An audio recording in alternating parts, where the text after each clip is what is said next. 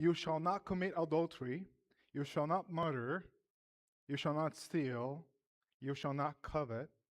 And any other commandment are summed up in this word: you shall love your neighbor as yourself.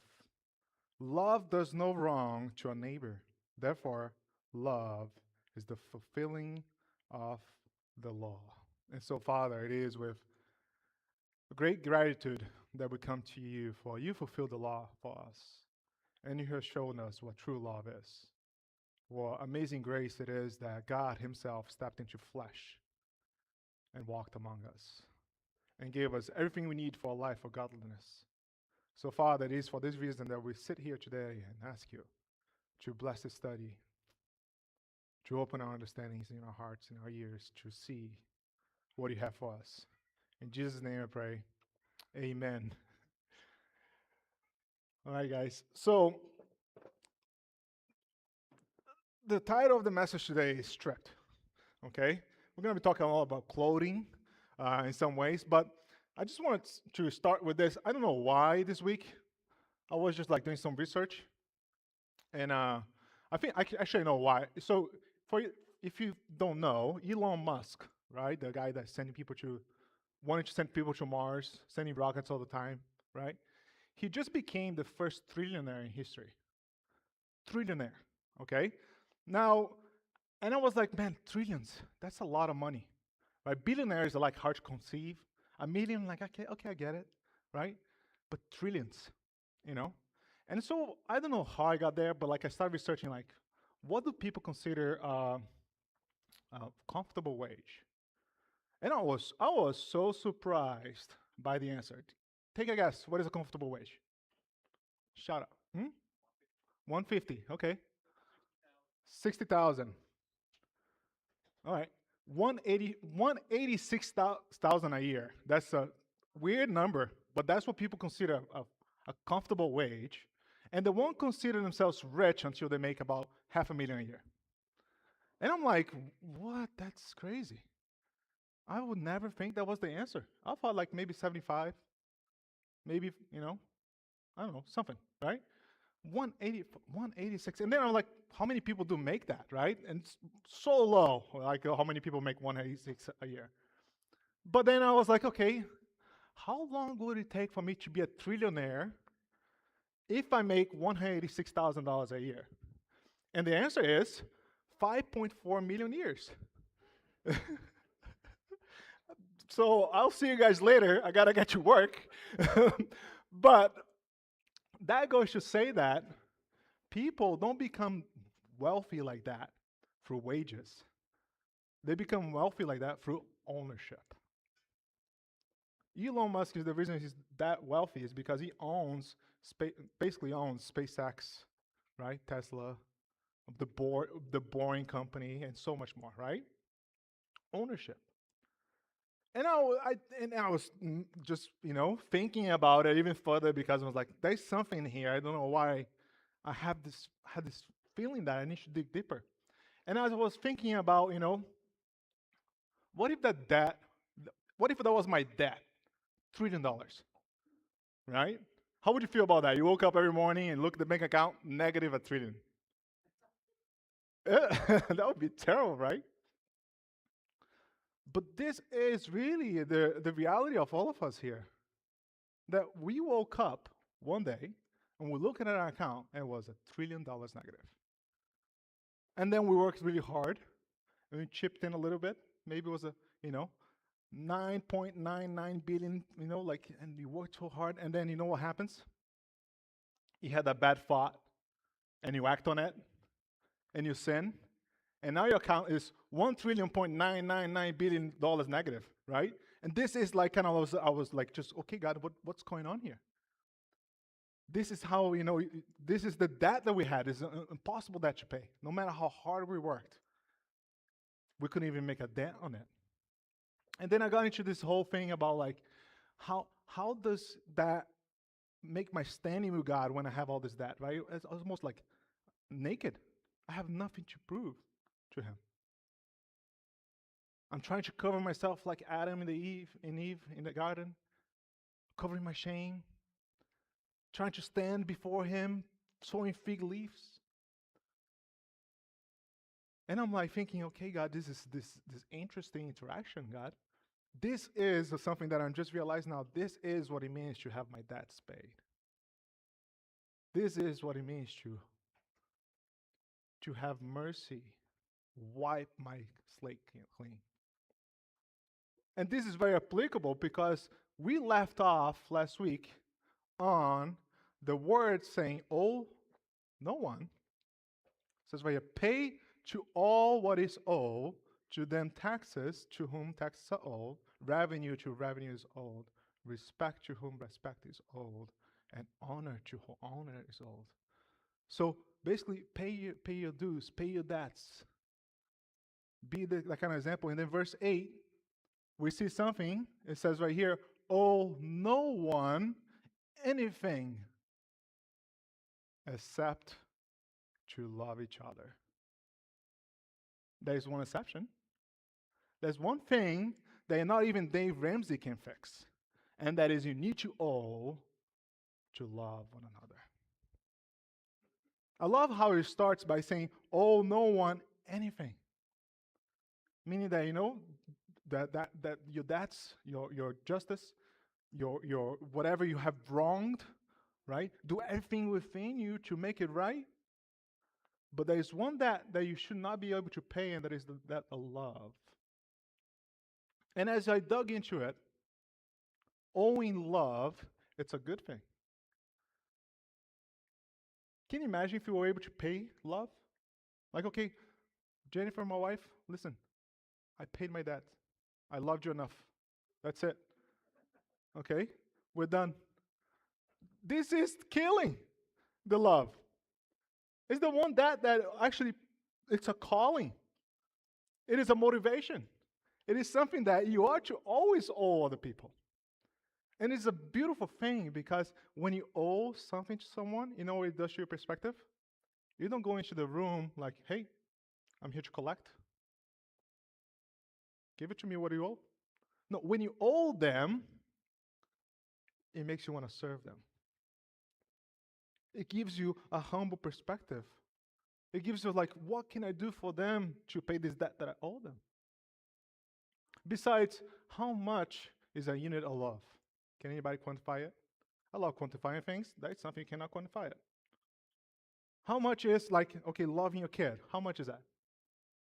Give me a price. Is it SpaceX? What is it? No, can't quantify it. It is a debt that is open because it is a calling, and just a sidetrack, okay, real quick. Oh, no one anything.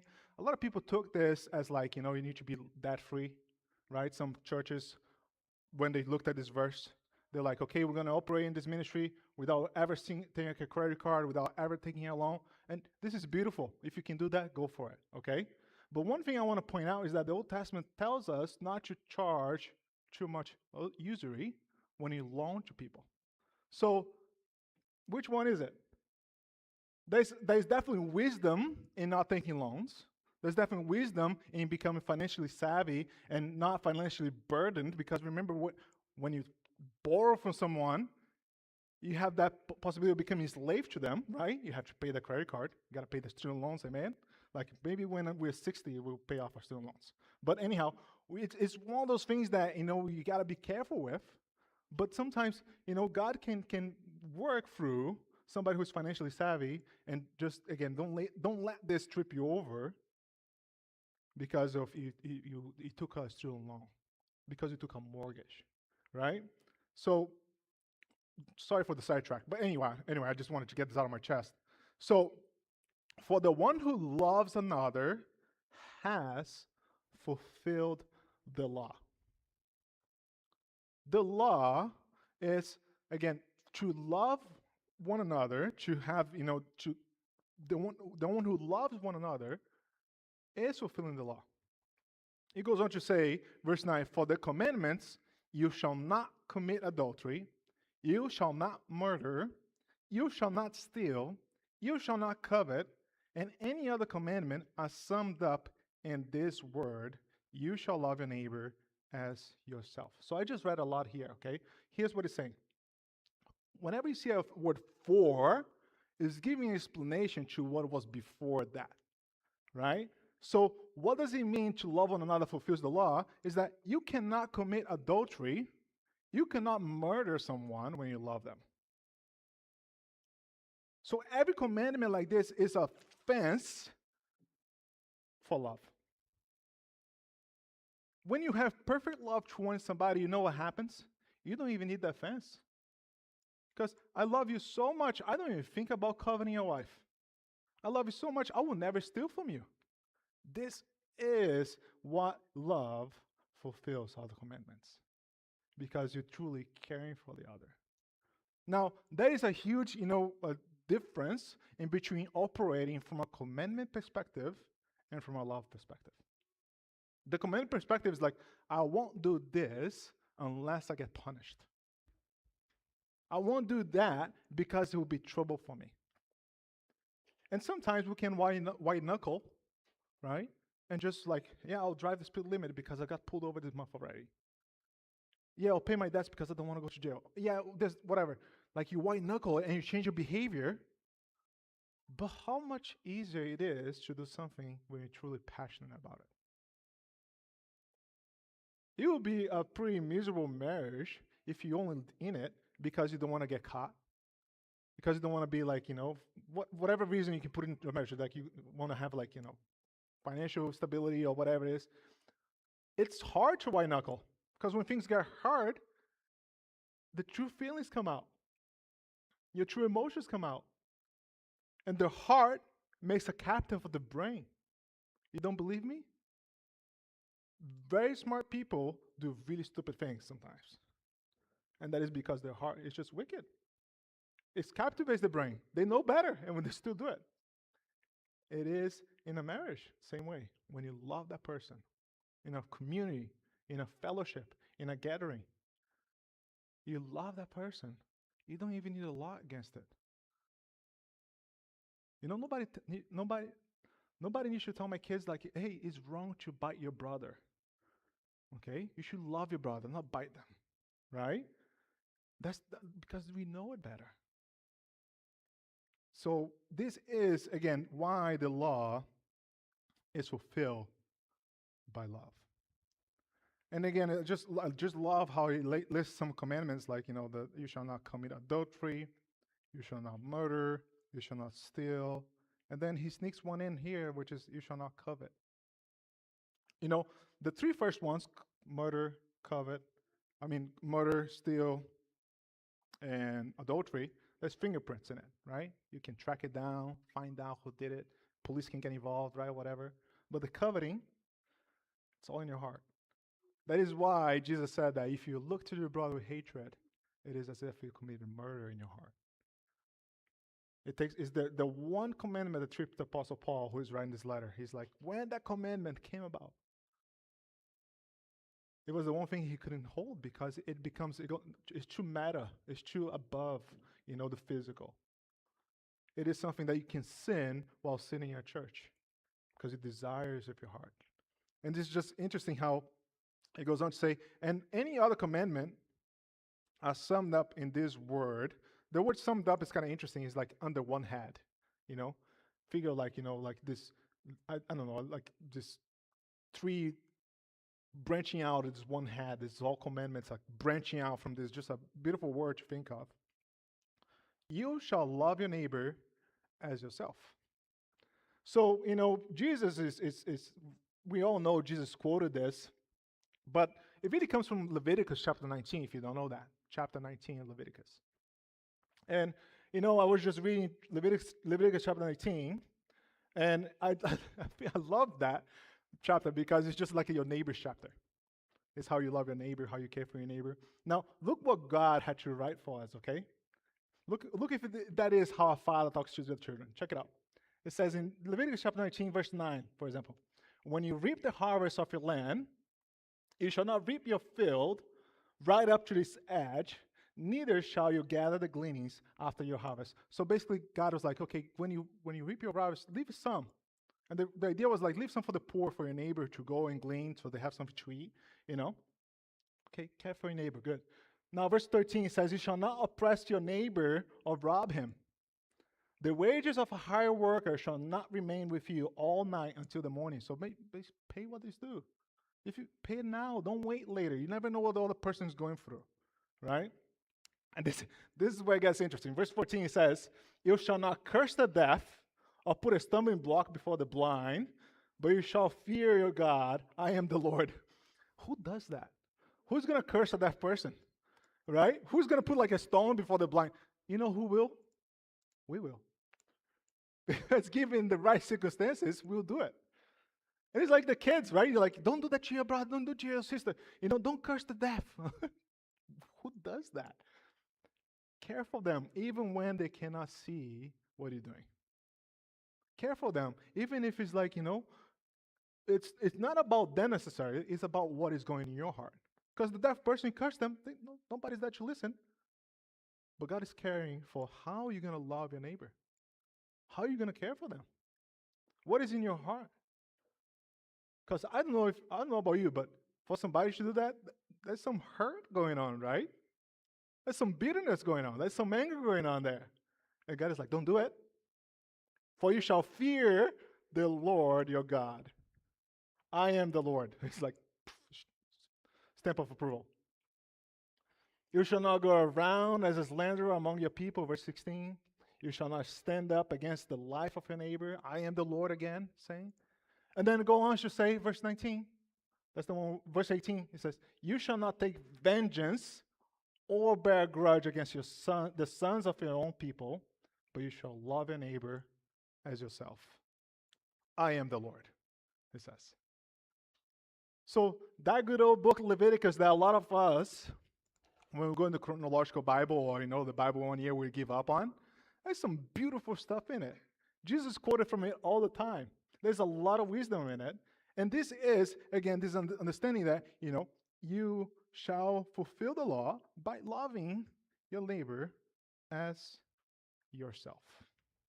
Now, there is something that, the part that says like as yourself can be a little hurt for some people here. Because I don't know about you, but I have experienced depression before. I don't know about you, but I know people who have committed suicide before who just couldn't anymore. And so when I came to that verse, I'm like, what about people like me who had depression? And what about people who had committed suicide before? What about that? Do they get a pass because they can't even love themselves, right? They're having just such a hard time.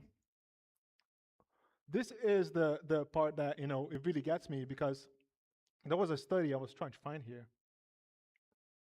Here you go. So there was a study was done for about 40 years, and the idea of somebody taking their lives and staring into the darkness, right? It's not necessarily because they stopped loving themselves. The idea behind it is that the pain, the emotional pain, is so great that they want comfort. And that's the impulsive thought inside of them makes them like, okay, this is my comfort, this is where I'm going to get it. So I say this because if you have lost somebody, okay, or if you suffer with depression, let me tell you something. It's not disobedience, it is a wound. If you lost somebody to that you care for, understand it was a wound. It was the pain inside. And God is calling out to those who are depressed, calling out to those who are suffering anxiety, and saying, open up the doors. Let me in. Let this light shine. Let me heal your wounds. I understand how it feels. You don't believe me? Look at Gethsemane. Jesus, Son of God, God incarnate, crying out, Father, if possible, let this cup pass from me. Such anguish where the sweat was mixed with blood. I think he understands, don't he? He does. Again, it's not disobedience. It is a wound, and God is willing to heal you. And sometimes the way He heals is in community, is in fellowship, is in vulnerability, is by you saying, hey, I'm not doing good. I'm struggling here, man. Can we get a coffee or something? This is why we do not forsake the gathering of the saints. This is why AI will never replace a church. This is why we need one another. Because only humans understand what it is to look into each other's eye and like, yes, I know how it feels. Today, it's funny. I was like holding back tears. I was not from the pain, but from like, I hurt myself. And Dina, I love you, Dina. You came over and she's like, let me pray for you. And I know Dina like also struggles with her back a little bit. So as she was praying, I'm like, this person praying for me right now, she understands exactly how it feels. And that ministered to me. I was like blessed by it. Church is not for the upright. Church is not for the ones that have it all together, the good two shoes. Church is for the broken. Church is for the undone. Church is for the depressed. Think of David. I think it was 400 men in a cave, in debt, desolate. And guess what? A few chapters later, read, they're the mighty men of David. Slaying lions in a cave on a snowy day. What? This is what the church is for. It's taking broken vessels and allowing the love of God to heal them. And this is why we are not to owe anything to anyone except for love. This is the beauty. If you feel broken today, if you feel depressed today, if you feel undone, if you feel sinful, if you feel dirty, welcome home. This is what we're here for. Because love fulfills all the law. Verse 10, love does no wrong to a neighbor. Therefore, love is the fulfilling of the law. 11, besides, you know the time, that the hour has come for you to wake from sleep. For salvation is nearer to us now than it was when we first believed. The reason Paul goes into like this tangent, it's kind of interesting. It's like, you expect like something else, but he says, no, the reason why you ought to love one another, you ought to care for your neighbor is because you know the time. Okay, what time is it? He says, okay, good, glad you asked, that the hour has come for you to wake from sleep. And I love this passage that, I'd rather you be either an evildoer than to be asleep. You know why? Because as you're evildoer, you're like sinning, you're feeling something. Trust me, you are. I remember the days where I just would go out party all day and party all night, and then next morning it's just emptiness. Hugging the toilet, in a cold floor, emptiness. What am I doing to myself? What an idiot I am. Literally how I felt. And enough of that drove me to Christ because I felt the emptiness. I felt the loneliness. I felt this is not what life is about. A sleeper feels nothing. A sleeper can be at church every single morning and just be numb to it. Oh yeah, he's gonna make the jokes again. Ha ha. Good one. Coffee's okay. And just go for it, right? There's a danger. I've been in that place before. Oh, the pastor's gonna talk about this again. Oh, good. Okay. Listen, I wasn't born a pastor, okay? I understand how it is. All right? This is again sleep. Awake or sleeper.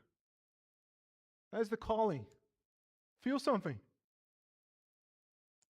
First thing he says, Next one, he says that for salvation is nearer to us than when we first believed. Verse 12, the night is far gone, the day is at hand. So then let us cast off the works of darkness and put on the armor of light. Listen, good news. Night's gone. You know when it's gone? On a Sunday morning when Jesus rolled out of the tomb. Darkness is gone. To prove it, the veil was torn from top to bottom so that everybody could now access the Holy of Holies. The light has come into all world. Light's available. It is the dawn. It's the dawn. It is morning coming. It's the last hour. And guess what? If the Apostle Paul is saying this 2,000 years ago, how much closer is it now? How much closer is it now that the day of the Lord will come? That Jesus will return for his church? I don't want to be caught fighting over petty things. I don't want to be caught like, oh, the neighbor, listen, we all have neighbor problems. We all have issues with one another. But when I think that at any moment Jesus could return, I want to be standing before him saying, no, Lord, I kept the faith. I fought the fight. Not getting a speeding ticket. Not doing something stupid. He's still going to love me anyhow, but be like, okay, hey, Lord, that's kind of awkward. But I picture this different, but hey, thank you, because it's not about what I have done. It's about what you did. This is, again, the understanding that, hey, this is the last hour. Love one another. You'll never know what one single act of kindness can do to a life. You don't even need to know the person. There was a story of there was this guy. He would go by a mall every single day, right? And he'd like, Lord, please help me like minister somebody, help me minister somebody, and every single day he would go by and nothing really happened. And there was a guard that would see this young man passing by every single day as well, and he was really struggling just with his life, with just depression and whatnot. And he said, Lord, if somebody, that's a true story about it, if somebody were to like do a hand plant right there, I'll believe it's you. And this man who always pray and going to the mall just felt that urge to do a hand plant in the mall. And he's like, did a hand plant. And the guard saw him like, why'd you do that? Why'd you do the hand plant for? I don't know, I just felt like I had to do it. The Lord told me to. And he's like, I was going to take my life today. And the Lord sent you a hand plant. Think of that. How much more a nice thank you card? How much more a nice meal? How much more just praying for somebody? You never know what the Lord can do. You know what I know? Sometimes all we have is a couple of fish and a few loaves. But in the hands of the Lord is a full feast, able to feed 5,000 and more. Don't let you think that, oh, I'm too old, oh, I'm too young, oh, I don't have enough. In the hands of the Lord, it's enough. It goes on to say that, so let us cast off the works of darkness and put on the armor of light. If you ever think of darkness, okay, darkness is not really something. It's the absence of something, right? When you turn on the light, it's not like, the light fights the darkness and pushes out of the way and out of the window. No, it's just light now. There wasn't light before, that's darkness, and now light is. And the same with our God, Jesus. It says God is light. And when we ought to put on the armor of light, it is an armor that not only, shows away the darkness from our hearts, but is enough for those people to see and be drawn to him. The fight is never a fight of physical, punch harder, know how to do the submission, do some Krav Maga might help you, get some extra bullets and do it, The fight is a spiritual fight. It is a blindness often. It's something that is so clear, you can see right there. Can't you understand? Lord, the Lord is calling you, but they're blind. It is like, how would you describe the color purple to a person who has never seen before? Tell me. Can you describe the color purple to? Oh, it's like a grape. What is a grape? Oh, it's like the sun when. Never seen the sun before. I don't even know what that is. It is a blindness. And light is the only thing that can shine away that blindness, the darkness. We are called to be image bearers. We are called to reflect something. When we were just talking about repaying evil for evil, you're just keeping that domino rolling. You just, okay, you did evil to me, let me pay evil to you, and the evil is going to go and keep going, keep going. The moment you stop and decide to reflect God, Jesus, think of him on the cross, blessing those who are crucifying him, is when you become an image bearer of the Son of God. And that is when you stop the darkness from happening. This is, again, what it looks like to put on the armor of light. Verse 13, let us walk properly in the daytime, not in orgies and drunkenness, not in sexual immorality and sensuality, not in quarreling and jealousy. Did you catch something here? Because the first few ones are pretty serious, right? We're like, okay, orgies, oh my goodness, drunkenness, yeah, check, I haven't done this today, okay? And then no sexual immorality, good. But then quarreling and jealousy? Those two? Wait, why are they grouped together? What's wrong with that? Like, some of us maybe quarrel today on the way to church, right? Maybe you're jealous about something as well. Listen, a little leaven leavens the whole lump. It's a little bit here, a little bit there, and next thing you know, you're so far gone. Remember that the Apostle Paul is writing to the church in Rome, right? Rome boasted about not having divorce for I don't know how many years. The family unit was so strong in Rome. But towards the later years, they were having fun. You know how? Bread and wine, gladiators fighting, chopping each other. People being fed to the lions. They had something called, who has ever heard of the vomitorium? Anybody? No? Okay, so those are parties the Romans would have, okay? There was a place dedicated for those parties. They were like these terrible parties. That you go vomit after you're really drunk and you eat too much, and you go back to party again. Dedicated for that. They just go for it. Vomitorium. This is, again, just put off, he said. Let us walk properly, as in daytime. Again, think of walking circumspectly, walking in a way that nobody's going to catch you off guard, in a way that honors the Lord, with that in mind that he's always imminent in his return. This is, again, the idea that we ought to walk in a holy manner, not because, not because we're better than others, but because what? We have received so much mercy. Remember that the context of what we're reading here is chapter 11, where the Apostle Paul says, by the mercies of God, I beseech you, I beg you because of his mercies. For 11 chapters of Romans, all we did was receive mercy and grace. Apostle Paul spent 11 chapters saying, this is what God has done for you. This is what you're receiving right now.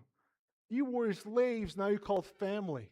You were apart, but now you're near. You were absent, but now you're home. And now, in light of this, in light of the great mercy you have received, walk as if it is in daytime. That's the understanding here. And it is for our own good. Verse 14, but put on the Lord Jesus Christ and make no provision for the flesh to gratify its desires. This is, again, like, I could just leave you hanging here and be like, hey, just do better. Just try not to gratify your flesh. Try really hard. Okay? Go for it. You can do it. You can do it. Just, I don't know, figure it out. Get this, get that, buy that app. You're going to do it. And you know what are we doing to you? A disservice. Because right here, it says right here, look, but put on the Lord Jesus Christ like you put on your garments. Does that ring a bell? Anybody? Genesis chapter 3, where the Adam and Eve sinned, realized they're naked and ashamed, sowing fig leaves. The Lord's like, no, this won't cut. First sacrifice in the Bible was when he made a garment out of skin and clothed them, right? There's a passage that's so beautiful. It's in Zechariah chapter 3, verse 1. Okay? Zechariah chapter 3, verse 1 says, Then he showed me Joshua, the high priest, standing before the angel of the Lord. And Satan is standing at his right hand to accuse him. Okay? That's what he does. Accuses you, condemns you. And the Lord said to Satan, the Lord rebuke you, O Satan. The Lord who has chosen Jerusalem rebuke you. Is not this, talking about Joshua, a brand plucked from the fire? Now Joshua was standing before the angel, clothed with filthy garments. That is all of us. Filthy garments. That's all we have. If I told you to go out here and put on just white knuckle, do better, love more, you know what we'd be doing? Filthy garments. Filthy garments. Read on. And the angel said to those who were standing before him, remove the filthy garments from him. And to him he said, behold, I have taken your iniquity away from you. And I will clothe you with pure vestments. And he said, and let them put a clean turban on his head. So they put a clean turban on his head and clothed him with garments. And the angel of the Lord was standing by. The Lord is the one that's going to clothe you. The Lord is the one that's going to do this to you. As we abide in him, as we realize how much he has loved us, as we receive his mercies, it is only natural that this is going to be the outpouring of your heart. There is a verse that we like to quote in the Christian circles, right? Like, delight yourself in the Lord and he'll give you the desires of the heart, right? Have anybody quoted this verse before or being quoted to? He's going to give you the desires of your heart, right? When you try to if you make a decision, the Lord is going to give you the desires of your heart. That is true. He's going to give you the desires of your heart, but we miss the first part, which is delight yourself in the Lord. Delight yourself in the Lord. Love him. Spend time with him. Fellowship with him. It's not that, I'm busy. I got a 1:30 appointment. I can't really be with you today. It's not like he's saying that. He's ready. Calling out. And as you do it, he changes the desires of your heart. To the point you don't even need a fence anymore. To the point that you don't even think about cheating your neighbor because you love your neighbor. You know why? Because the Lord loves you. And it changes in some ways. This is the beautiful thing that, how we can receive this kind of grace, not by works, but by relationship, by his mercy. There's an interesting, let me try to find this.